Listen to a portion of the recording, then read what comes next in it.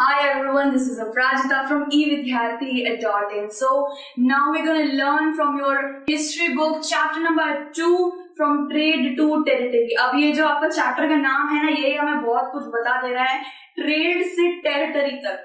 ठीक है, ट्रेडिंग से एक टेरिटरी पे पहुंच गया. भाई कौन पहुंच गया? East India company. वापस हम ब्रिटिशर्स के बारे में पढ़ने वाले हैं.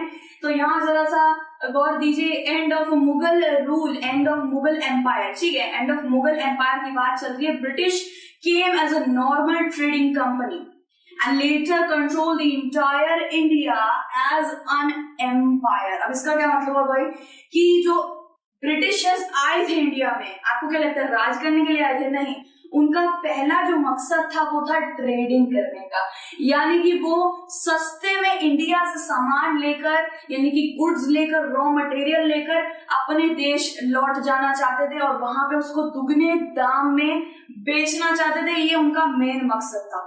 लेकिन जब उन्होंने देखा कि इंडिया इतनी बड़ी सोने की चिड़िया है और इसको जरा लूटना ही सही रहेगा, इधर ट्रेडिंग करके कोई फायदा नहीं है, इसके ऊपर हमारा साम्राज्य खड़ा होना चाहिए. सो वहां से इंडिया के ऊपर राज करने की सारे मेथड्स उनके दिमाग में आने लग गए थे और वह षड्यंत्र रचने लग गए थे कि कैसे करके वो पूरे के पूरे इंडिया को अपने कब्जे में कर ले. ठीक है, सो यहाँ पे आप देख सकते हैं east Indian company comes east. अब आप सोच रहे हो भाई ईस्ट इंडियन कंपनी क्यों कहते हैं इसको? वो इसलिए कहते हैं क्योंकि ईस्ट में सबसे पहले ये दाखिल हुए थे इंडिया में. ठीक है, ईस्ट इंडियन कंपनी इसीलिए कहा जाता है. ठीक है, फिर हम पढ़ते हैं Britishers French were after silk and cotton with spices. और यहाँ पर देख रहे कितने सुंदर कितने मतलब स्पाइसेस है. मम्मी इसको दाल में डालती है, सब्जियों में डालती है और उसका स्वाद भी बढ़ जाता है. अब हमारे इंडिया में मिलते हैं बेहतरीन स्पाइसेस, आपको याद रखना है. तो ये जितने भी स्पाइसेस है ना, इसके लिए ये लोग आए थे. साथ ही साथ भूलिएगा मत, सिल्क और कॉटन के लिए, बहुत सुंदर सा मलमल जैसा सिल्क का कपड़ा है, इसके लिए वो लोग इंडिया में दाखिल हुए थे. और फिर यहाँ पे क्या बताया जा रहा है कि सिल्क हमारा स्पाइसेस, ये सिर्फ ब्रिटिशर्स को नहीं भाग गया था, ये भाई दुनिया के कोने कोने से लोग आ रहे थे और इसके पीछे पागल हो जा रहे थे. तो सिर्फ ब्रिटिशर्स ही नहीं, फ्रेंच भी इसके पीछे पागल थे. ठीक है, नेक्स्ट पॉइंट है East India Company wanted to purchase a raw material and wanted to sell it in the entire world. ठीक है, सो आपको मैंने पहले ही बता दिया कि ईस्ट इंडिया कंपनी का मकसद क्या था. उसका मकसद ये था कि सारे गुड्स, सारे अच्छी चीजें भाई इंडिया में ये सब मिल सकता है. ब्रिटिश में आपको ये दालचीनी, ये लौंग, ये सब मिलेगा क्या? आपको नहीं मिलेगा ना. वो ये लेके जाते ब्रिटिश एम्पायर में, मतलब कि ब्रिटेन में लेके जाते और अलग अलग कंट्रीज में लेके जाते, तो लोग एकदम मतलब हैरान टाइप हो जाते. भाई ये क्या इतना खूबसूरत सी चीजें लेकर आए हैं, तो बंदे पागल हो जाते, उसको लेने के लिए उत्तेजित हो जाते.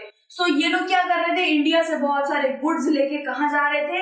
अपने देश जाने के लिए ट्रेडिंग का हेल्प ले रहे थे. ठीक है, तो सिल्क, कॉटन और स्पाइसेस आपको याद रखना है. ठीक है, उसके बाद क्या है, ये लोग सेल करते थे उसको पूरे इंटायर वर्ल्ड में दुगने दाम में. British started cornering other with different methods. अब इसका क्या मतलब है कि ना, जब एक चीज के पीछे इतने सारे लोग पड़े रहते हैं ना, तो क्या होता है कि भाई इसको एक या दो को रास्ते से हटाना पड़ेगा, कुछ युक्ति लगानी पड़ेगी और रास्ते से हटाना पड़ेगा भाई. तो क्या कर रहे थे ईस्ट इंडियन कंपनी, जितने भी अलग अलग फ्रेंच, डच और बहुत से अलग अलग कंपनियां भी ट्रेडिंग करने के लिए इंडिया में आई थी, तो उन लोगों को ये लोग अपने रास्ते से हटा रहे थे. वो कैसे हटा रहे थे भाई? इनकी शिप्स जो थी, उनकी जो शिप आती थी उनको ब्लॉक कर देते थे, जितने भी गुड्स आते थे उनको लूट लेते थे. ऐसे कुछ तकनीकें लगा के उनको रोक रहे थे. ठीक है, सो ये ईस्ट इंडिया कंपनी ईस्ट से स्टार्ट हुई थी. उसके बाद East India Company begins trade in Bengal. तो आपको ये याद रखना है कि ईस्ट इंडिया कंपनी सबसे पहले बंगाल में आई थी. बंगाल एक टाइम पे कलकत्ता के अंदर इतनी ताकत थी ना, इतना ज्यादा उसमें रुतबा भरा हुआ था, इतना ज्यादा पैसा था, इतना रॉ मटेरियल था कि वो पूरे के पूरे इंडिया को आज के टाइम पे भी अकेले बैठ के खिला सकता था. वो इतना मतलब सोने की चिड़िया, जो मेन सेंटर था वो वही था. सबसे पहले ये लोग बंगाल में पहुंचे और फिर हम देखते हैं क्या करा. First factory 1658 near river Hooghly along with merchants and traders were getting involved. अब इसका क्या मतलब हुआ भाई कि 1651 में, ठीक है, 1651 के टाइम में ये लोगों ने अपनी फैक्ट्री डाल दी भाई, कहाँ पे, रिवर हुगली में। अगर आप कभी कोलकाता जाएंगे तो वहां देखेंगे बड़ी खूबसूरत है, रिवर है, हुगली नाम है, उसके ऊपर बहुत बड़ा सा ब्रिज बना हुआ है, उधर इन्होंने अपनी फैक्ट्री डाल दी, ठीक है। और उसके बाद बहुत सारे इंडियन मर्चेंट्स, ट्रेडर्स को भी अपने धंधे में इन्वॉल्व कर लिया कि भैया मतलब आप एक बड़ा सारा एंटरप्राइज खोलने जा रहे हैं तो उसमें बाकी लोगों की भी तो नीड होगी ना, बाकी लोगों की तो मदद पड़ेगी ना।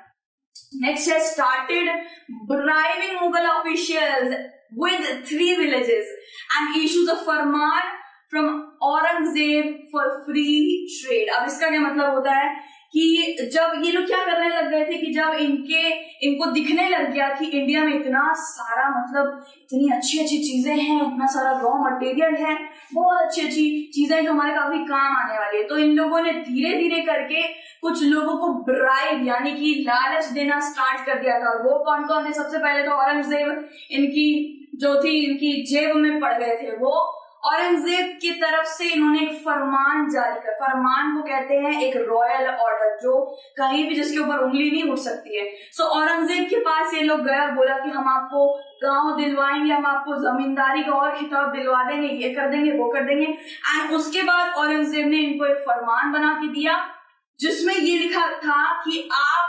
फ्रीली ट्रेड कर सकते हैं भाई। अब इन्होंने क्या समझ लिया जानते हैं? 2 तरीके का फ्री में 2 तरीके का समझ आता है, ठीक है। फ्री में मतलब कुछ फ्रीली मिल रहा है हमें, दूसरा है तो फ्रीली इंडिपेंडेंटली हमें काम करने मिल रहा है, ठीक है। सो फ्रीली इंडिपेंडेंटली ये लोग ट्रेड कर सकते हैं, ये बात औरंगजेब ने लिखी थी उस फरमान में। लेकिन इन लोगों ने समझ लिया कि ट्रेड फ्रीली कर सकते हैं, टैक्स वैक्स कुछ देने की जरूरत नहीं है भैया, आप अपना आराम से ट्रेड करेंगे, अब मतलब कुछ पैसे वैसे देने की जरूरत नहीं है। औरंगजेब ने हमें फरमान लिख दिया है। अब भाई उसने तो ऐसे नहीं लिखा था ना, तो इसीलिए औरंगजेब की तरफ से जो फरमान आया था उसका बहुत ज्यादा मिसयूज करा था इन लोगों की। पता भैया देखो ये तो फ्री है, हम तो कोई टैक्स नहीं देने वाले ट्रेडिंग का। तो ये सब चीजें हुई थी, आगे हम इसके बारे में देखेंगे। नेक्स्ट पॉइंट पे चलते हैं, रिफ्यूजिंग टू पे ट्रेड टैक्स टू बंगाल नवाब। तो वहां पे आपको याद रखना है बंगाल में तब नवाब रहते थे मुर्शीद कुली खान, उस वक्त पे मुर्शीद कुली खान नवाब थे। एंड उसके बाद आगे जाके काफी अलग अलग नवाब रहे थे। सो क्या कर रहे थे लोग? ट्रेड टैक्स पे करने को मना कर रहे थे कि हम क्यों दे भाई, औरंगजेब ने हमें फरमान लिखा है भाई, उसमें तो ट्रेड हम फ्रीली कर सकते हैं। तो इसका मतलब फायदा उठा के लोग नवाब, जो बंगाल के नवाब है, उनको टैक्स पे नहीं कर रहे थे। ठीक है, आप ये देख सकते हैं, ये है हमारे औरंगजेब, ठीक है। सो औरंगजेब ने फरमान हमें जारी कर दिया था इन लोगों को, ईस्ट इंडिया कंपनी वालों को जारी कर दिया था, उसका बहुत मिसयूज करा था इन लोगों ने। सो नेक्स्ट टॉपिक पे बढ़ते हैं, how did trade lead to battles, यानी कि ट्रेडिंग के लिए आए थे और बैटल स्टार्ट कैसे हो गए भाई, वो जरा देखते हैं। सबसे पहले आप ये देख लीजिए, ये है रॉबर्ट क्लाइव, ठीक है, और ये है हमारे सिराजुद्दौला जो थे बंगाल के नवाब। और रॉबर्ट क्लाइव कौन थे? रॉबर्ट क्लाइव एक 1764 के टाइम पे वो रहे हैं, क्या कहते हैं, गवर्नर रहे हैं, ठीक है। तो ये फोटोज हमने एग्जामिन कर ली है। नेक्स्ट पॉइंट पढ़ते हैं, Bengal Nawab namely Sirajuddaulah, Alivardi Khan, Murshid stop companies, coin minting, fortification. अब इसका क्या मतलब होता है कि बंगाल के आपको नवाबों को कुछ नाम पता चल गया है ना, जैसे कि मुर्शीद खान, इधर था मुर्शीद खान, मुर्शीद कुली खान, दूसरे थे सिराजुद्दौला, फिर आते हैं अलीवर्दी खान। अब इनका क्या रोल रहा है भाई, ये थे बंगाल के नवाब, इनके पास काफी अच्छी पावर थी और ये जितने भी ईस्ट इंडियन कंपनी की जो चालें थी ना, ये लोग धीरे धीरे भाप रहे थे कि भाई ये हमें छलावा करने वाले लग रहे हैं, ये मुझे लग रहे हैं कपटी, ठीक है, इन लोगों को लगता था। एंड उसके बाद क्या हुआ, ये लोग ईस्ट इंडियन कंपनी एक मतलब आके अचानक से इंडिया में राज दिखाने लग गई अपना, तुम आराम से ट्रेडिंग करने आए हो, ट्रेडिंग करके जाओ ना। लेकिन नहीं, ये लोग नवाब की पावर को ललकार रहे थे, ये लोग कोई किसी को भी देखते थे तो उसको मतलब अपने ऊपर किसी को समझते ही नहीं थे, ये लोग सब समझ रहे थे कि भाई हम आ गए हैं, ट्रेडिंग कर रहे हैं भाई, गोरे हैं हम लोग वगैरह वगैरह, ठीक है। सो ट्रेड का टैक्स देने के लिए मना कर दिया, अपने सिक्के जारी कर रहे थे ये लोग, अपने सिक्के जारी कर रहे हैं और फोर्टिफिकेशन कर देते हैं। फोर्टिफिकेशन का मतलब है कि ट्रेडिंग जो पोर्ट होती है ना, जो रिवर पोर्ट्स जो होती है, कोस्टल पोर्ट जहां से हमारी शिप्स आती हैं वहीं पे रुकती हैं, फिर वहां से माल निकलता है, तो वहां पे लोग सेटलमेंट्स बनाने लग गए थे, घर मतलब बहुत बड़े बड़े गोदाम बनाने लग गए थे जहां पे इनके गुड्स रहते थे, बिना पूछे कुछ भी करे जा रहे हैं, ठीक है। सो नेक्स्ट पॉइंट बढ़ते हैं, company started making settlements without permission, writing disrespectful letters. अब इसका क्या मतलब होता है कि कंपनी सेटलमेंट्स बनाने लग गई थी परमिशन के बगैर, मतलब कि मैं आई कोलकाता में, ठीक है, कोलकाता में गलत से, आप जानते हैं अभी ममता बनर्जी जो तृणमूल कांग्रेस से है वो यहाँ पे है, ठीक है, उनका गवर्नमेंट है, और मैं वहां जा रही हूँ, जाके वहां पे अपना घर बना ले रही हूँ बिना कुछ इजाजत के, जाके पार्लियामेंट में जाके वहां पे चने खा रही हूँ, मतलब परमिशन तो लेगा ना कोई कि भाई आप हमारे इधर आ रहे हैं तो परमिशन तो लीजिए, लेकिन कोई परमिशन नहीं ले रहे थे, उल्टा नवाब को ही ललकारे जा रहे थे, डिसरिस्पेक्टफुल लेटर्स लिख रहे थे, और पता नहीं क्या क्या इन लोगों ने करा है, ठीक है। नेक्स्ट आता है द बैटल ऑफ पलासी, ठीक है। Sirajuddaulah locked warehouses and offices, blocked English ships and mails and control company fort. अब इसका क्या मतलब होता है जी कि ट्रेड से बैटल का हमने पहले पढ़ा था कि ट्रेड से कैसे बैटल में जा रहा था, अब ये लोग भाई हमारे बंगाली नवाब जो थे उनकी पावर को ललकार रहे हैं, तो फिर भाई क्या ही होगा, फिर तो वो लड़ने को ही आएंगे ना। तो फिर क्या करा बंगाली नवाब ने, ये सिराजुद्दौला का बोला गया है, सिराजुद्दौला मुर्शीद कुली खान के पास सिराजुद्दौला आए थे, एंड सिराजुद्दौला ने इनके जो वेयर हाउस थे, गोदामों को लॉक कर दिया, ठीक है, ऑफिस को लॉक कर दिया, जितने भी इंग्लिश अफसर वहां बैठे थे उन सबको भी भाई लॉक करके आए, मारा पीटा, और उसके बाद शिप को भी ब्लॉक कर दिया, जो भी शिप आ रही थी फिर वहां पर शिप खड़ी थी उसको भी लॉक कर दिया, और उसके बाद पूरी की पूरी जो कंपनी फोर्ट थी, ठीक है, उसके ऊपर कब्जा कर लिया, ठीक है, किसके साथ, 30,000 सोल्जर्स लेके गए थे हमारे सिराजुद्दौला जी, और इनकी पूरी कंपनी पर कंट्रोल हासिल कर दिया था। नेक्स्ट पॉइंट है, company sent troops from Madras in command of Robert Clive. मैंने आपको रॉबर्ट क्लाइव की एक तस्वीर दिखाई थी, वो आगे जाके गवर्नर बने थे, एंड रॉबर्ट क्लाइव ने क्या किया, अब आपको पता होना चाहिए कि जो ईस्ट इंडियन कंपनी है ना वो सिर्फ कोलकाता में ही नहीं मद्रास में भी वहां पे बैठी हुई थी भाई, जितने भी हमारे अच्छे अच्छे जो जगह थे जहाँ पे इतना जरा खजाना कह सकते हैं आप, मतलब मिस्ट्री बॉक्स था, हमें भी नहीं पता था इतना ज्यादा रॉ मटेरियल है, और इन लोगों ने आके वो चीज सबसे पहले देखी, आंख उनकी सबसे पहले उन्हीं चीजों पे पड़ी, और आपको ये याद रखना है कि कोलकाता में भी था और मद्रास में भी ये लोग बैठे हुए थे भाई नाग बन के, ठीक है। सब मद्रास से रॉबर्ट क्लाइव ने क्या किया, रॉबर्ट क्लाइव ने वहां से बहुत सारी आर्मी, बहुत सारी ट्रूप्स बुला ली,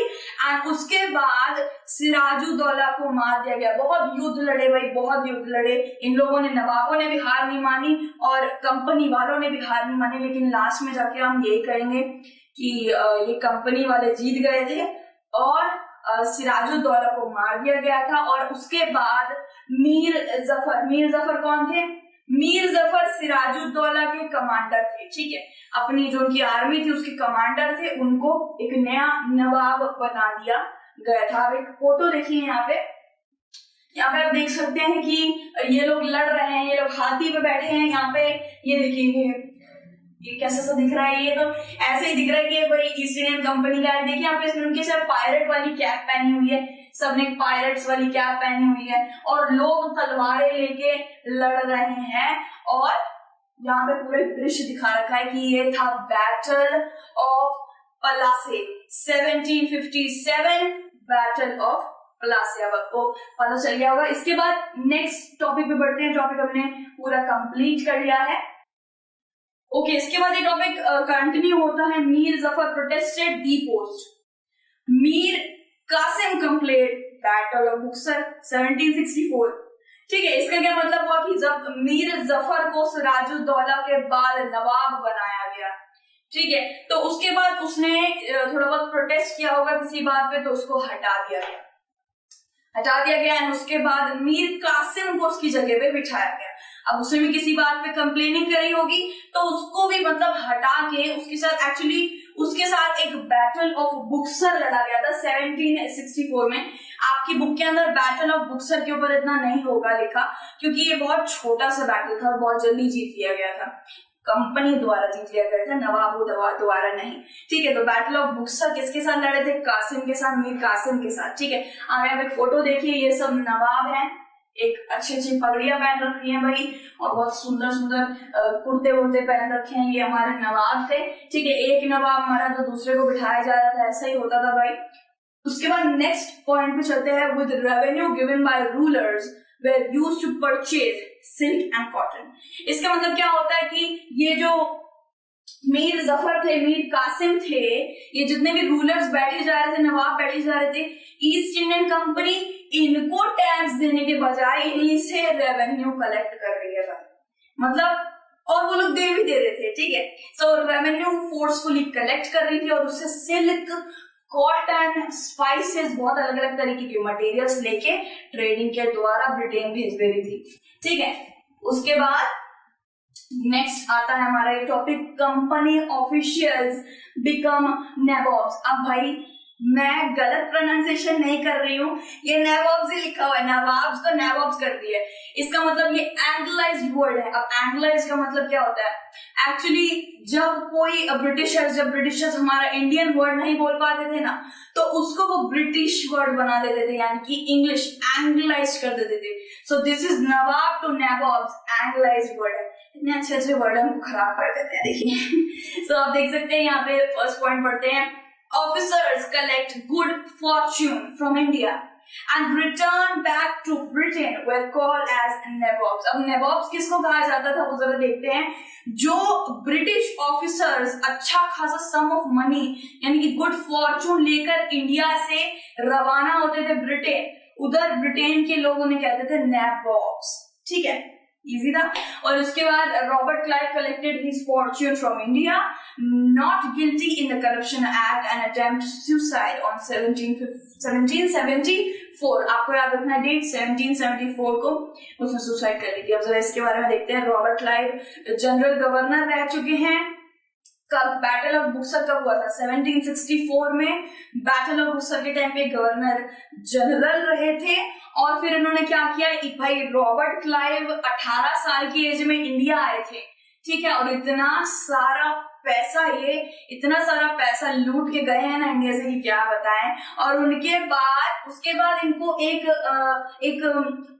एक पावर दे दी गई कि आपको भाई एडमिनिस्ट्रेशन का जो करप्शन होता है ना, एडमिनिस्ट्रेशन डिपार्टमेंट में जो करप्शन करते हैं उसको खत्म करना है। लेकिन आगे जाके वहां के जब पार्लियामेंट था उन्होंने इन्हीं के ऊपर करप्शन एक्ट लगा दिया था, और लेकिन वहां से वो नॉट गिल्टी का करार दिया था, वो गिल्टी नहीं थे। एंड उसके बाद पता नहीं क्यों उन्होंने 1774 में आत्महत्या कर ली। भाई उसका नहीं पता है कि क्यों करी आत्महत्या। यहाँ पे आप देख सकते हैं नवाब्स के ऊपर कितनी सारी चीजें यहाँ पे बनाई गई थी उस वक्त में। Nawabs at home, Michael Edwards, इसके ऊपर एक बुक भी बनी है।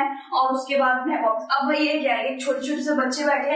एक्चुअली क्या होता था ना, जब कोई भी आता था नवाब्स बन के, यानी कि नवाब से नवाब्स बन के आता था, उसके ऊपर लाइक कार्टून बना दिए जाते थे, हंसी मजाक करा जाता था, उसका एक तरीके से हंसी मजाक बनाया जाता था, मजाक बनाया जाता था। और ये आप देख सकते हैं कि ये कार्टून टाइप बना रखा है।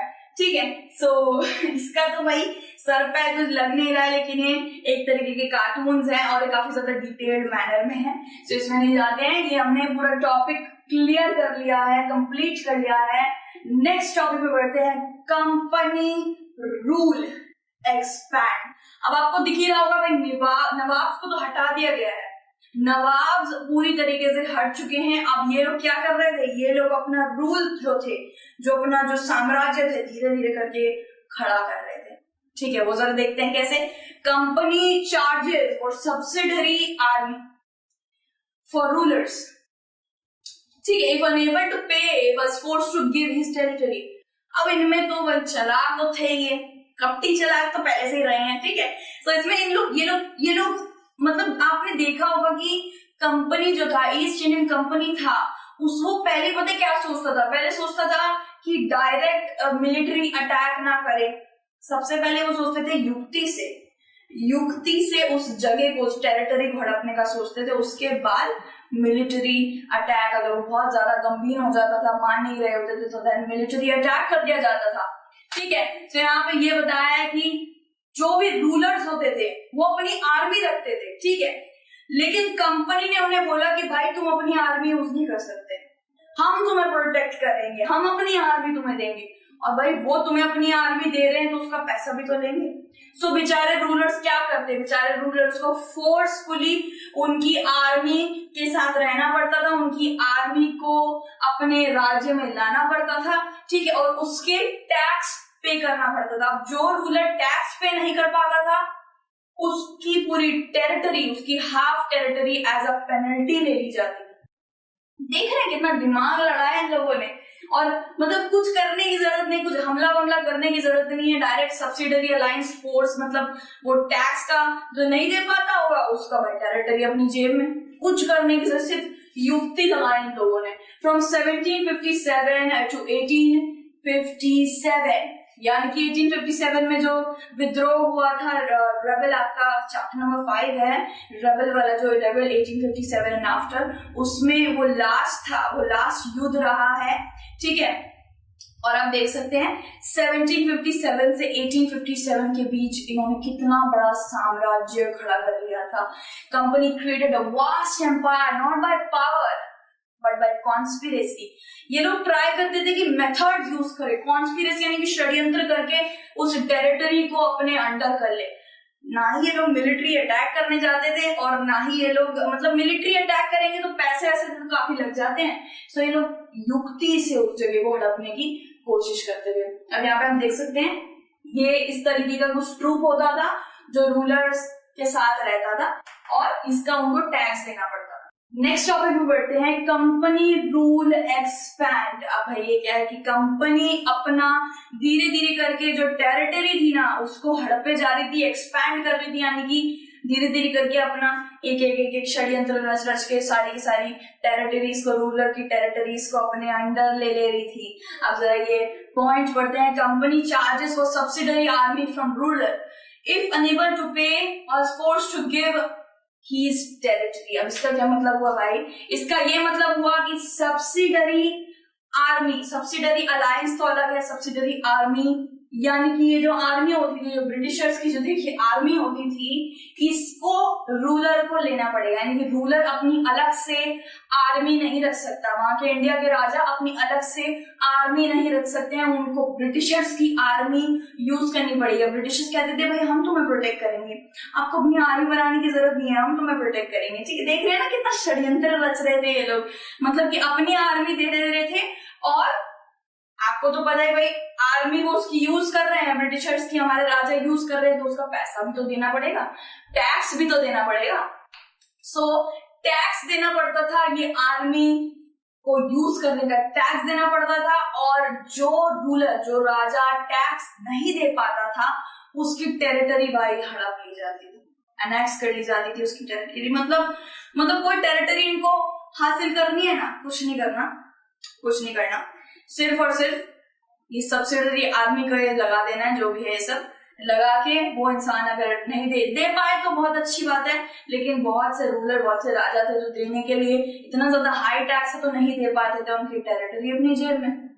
मतलब देख रहे हैं कितनी युक्ति लगा के लोग अपनी टेरिटरी जेब में कर लेते थे, उनकी कुछ लड़ने की जरूरत नहीं है उनके साथ, कुछ मिलिट्री अटैक करने की जरूरत नहीं है, डायरेक्ट टेरिटरी अपनी जेब में, बस इनको अपनी आर्मी दे देते थे और उससे टैक्स खाते रहते थे। अब नेक्स्ट पॉइंट पे बढ़ते हैं, from 1757 to 1857 company created a vast empire not by power but by conspiracy, यानी कि षड्यंत्र से।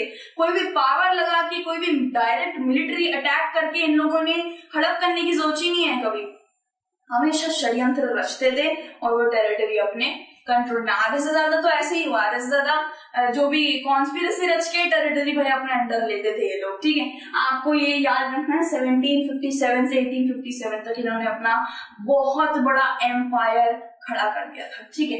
इसी के साथ हमारा ये पूरा टॉपिक कंप्लीट होता है। नेक्स्ट टॉपिक पे चलते हैं भाई, Tipu Sultan, the tiger of Mysore. Tipu Sultan की आप एक इमेज देख लीजिए, टीपू सुल्तान है हमारे, इनको टाइगर इसलिए कहा जाता था क्योंकि एक बार फॉरेस्ट में ये ऐसी हंटिंग करने जा रहे थे और ये अनार्म्ड थे, मतलब ये किसी और वजह से जा रहे थे, लेकिन हंटिंग ही माना गया इसको क्योंकि वहां पे एक शेर आदम का था और ये अनार्म्ड थे, यानी कि इनके पास कोई भी हथियार नहीं था। उस शेर को मारने के लिए। एंड देन वो शेर पे जब झपटा था तभी उससे लड़े थे, अनआर्म्ड लड़े थे, इसलिए उनको टाइगर ऑफ माइसोर कहा जाता था। ठीक है, पहले पॉइंट को जाते हैं, पहले पॉइंट की तरफ चलते हैं। Ruled 1782 to 1799, son of Hyder Ali stopped the export of chandan and spices from Mysore along with local merchants to work with them. अब इसका क्या मतलब होता है, पहले मैसूर के जो रूलर थे हमारे टीपू सुल्तान को धीरे धीरे करके खबरें मिल रही थी कि भाई नवाब, बंगाल के नवाब के साथ ये लोग कैसा व्यवहार कर रहे थे, उनके साथ बैटल लड़ रहे हैं, तो एक मतलब कानो कान खबर मिली जाती है। तो मैसूर की तरफ से भी चंदन और सिनेमन, सिनेमन मतलब की दालचीनी, कुछ स्पाइसेस और चंदन जाया जाता था। इधर से ट्रेडिंग चलती थी इन सब चीजों की।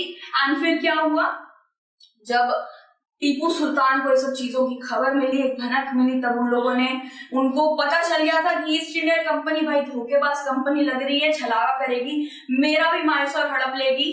तो फिर क्या हुआ, फिर उन्होंने जितना भी ट्रेडिंग चल रहा था ना इन लोगों के साथ, जैसे कि चंदन, इसको चंदन कहते हैं, ये लोग ये सोप में डलता है, लोग बॉडी में लगाते हैं, बहुत बहुत सुंदर खुशबू आती है, ये मैसूर से जाया जाता था। ठीक है, सो इसकी क्या करी, इसकी ट्रेडिंग रोक दी गई। ठीक है, और बाकी जितने लोकल मर्चेंट्स इसके साथ काम करते थे उनको भी टीपू सुल्तान ने बोल दिया कि आप इनके साथ काम नहीं करेंगे।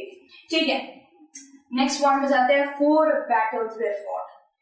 कोई आम बैटल नहीं था ये, 4 बैटल, कोई आम बात नहीं है, 4 बैटल के बाद ये लोग टीपू सुल्तान को हरा पाए। 4 बैटल में कितने ज्यादा लोगों की डेथ होती है, टीपू सुल्तान की आर्मियों में भी बहुत डेथ हुई थी एंड बहुत सारी चीजों के बाद लास्ट में सेरिंगापट्टनम जो मैसूर की जो कैपिटल थी उसको बचाते बचाते हमारे टीपू सुल्तान की मृत्यु हो गई थी। ठीक है, last battle was saving capital Seringapatam, capital को सेव करते करते उनकी डेथ हो गई थी। सो आपको याद रखने ये कुछ ईयर्स है, 4 बैटल हुए थे, 1767 to 69, 2 साल। ठीक है, 1780 to 84, 4 साल, 1790 to 92, फिर से 2 साल, एंड लास्ट में 1799 में उनकी डेथ हो गई थी बैटल लड़ते लड़ते। ठीक है, ये पूरा हमने टॉपिक क्लियर कर लिया है। नेक्स्ट आता है वॉर विद मराठास। भाई इंडिया इतना वास्ट, मतलब इतना वास्ट एम्पायर था, इतना बड़ा जो राज्य था ना इंडिया, उधर अलग अलग धर्म के, मतलब अलग अलग शूरवीर अलग अलग जगहों से आ रहे हैं। हमने देखा मैसूर से टीपू सुल्तान, बंगाल से हमारे सिराजुद्दौला और अब आए हैं मराठास। वॉर विद मराठा, एक मूवी भी आई है इसके ऊपर, बैटल ऑफ पानीपत करके, जिसके अंदर हमारे संजय दत्त है, उन्होंने, बहुत अच्छी मूवी है ये। ठीक है, सो यहाँ पे हम पता करते हैं मराठास के साथ कैसे वॉर हुआ था। पहला पॉइंट है 3 wars were fought, battle of Panipat. इसको बैटल ऑफ पानीपत बोला जाता था क्योंकि पानीपत में ही ये बैटल लड़ा गया था। ठीक है, और 3 वॉर लड़े गए थे। 3 वॉर क्या क्या थे? फर्स्ट ट्रीटी ऑफ सलबाई 1782, पहली ट्रीटी का नाम था treaty of Salbai. Second Anglo Maratha, Anglo मतलब कि ब्रिटेन में लाइक एंग्लो बोलते हैं, एंग्लो मराठा 1803 से 5 तक। थर्ड था एंग्लो मराठा वॉर 1817 to 19। ठीक है, 3 वॉर लड़े गए थे। ठीक है, नेक्स्ट पॉइंट में चलते हैं। Peshwa was sent to Bithur with pension and Vindhyas MP was in control. अब इसका क्या मतलब हुआ, वहां जो पेशवा लड़ रहे थे, जो पेशवा वहां पे युद्ध में शामिल थे, वो हार गए थे एंड देन उनको बिठूर भेज दिया गया था, जो कानपुर के नजदीक है, अपनी पेंशन के साथ। और जो विंध्यास था, विंध्यास को आज के टाइम पे मध्य प्रदेश बोला जाता है, वो रीजन भी इनके कंट्रोल में आ गया था क्योंकि ये बैटल लड़ चुके थे ऑब्वियसली। एंड आपको ये याद रखना है कि जब मराठास के साथ वॉर खत्म हो गया था ना, तो ये लोग दिल्ली की तरफ बढ़े थे। अब दिल्ली, इनको लगा था भाई मराठास के साथ वॉर लड़ लिया है और सब कुछ हमारी जेब में तो आ जा रहा है, धीरे धीरे कुछ करना नहीं पड़ रहा है, तो दिल्ली में भी हमारे लिए इतना बहुत ज्यादा ईजी होगा दिल्ली का भी। और वहां पे थे अलग अलग डायनेस्टी के रूलर्स थे वहां पे, जैसे कि गायकवाड़, होलकर, भोंसी, ये अलग अलग तरीके की डायनेस्टीज वहां पे वेट करेंगे। लेकिन स्टिल ये तो आपको क्लियर कर ही देती हूँ कि वो लोग भी दिल्ली को बचा नहीं पाए थे, दिल्ली पर भी कब्जा हो चुका था। जहां भी आप ऑरेंज कलर का, लाइक ऑरेंज मौसम्बी कलर कह सकते हैं या फिर संतरा का कलर जो होता है ना ऑरेंज, उस कलर का अगर कहीं भी झंडे देखे तो समझ लीजिए भाई वो मराठा के पत्ते परचम है। और ये शूरवीर थे, बहुत ही ज्यादा शूरवीरता से लड़े थे, लेकिन आखिर में जाके नहीं जीत पाए थे। ठीक है, सो यहाँ पे एक दृश्य है वॉर, पानीपत की वॉर का। इसी के साथ ये टॉपिक हमने कंप्लीट कर लिया है। बाकी जितने भी नेक्स्ट जितने भी टॉपिक है ना, उसको हम दूसरी वीडियो में कंटिन्यू करेंगे। Till then take care.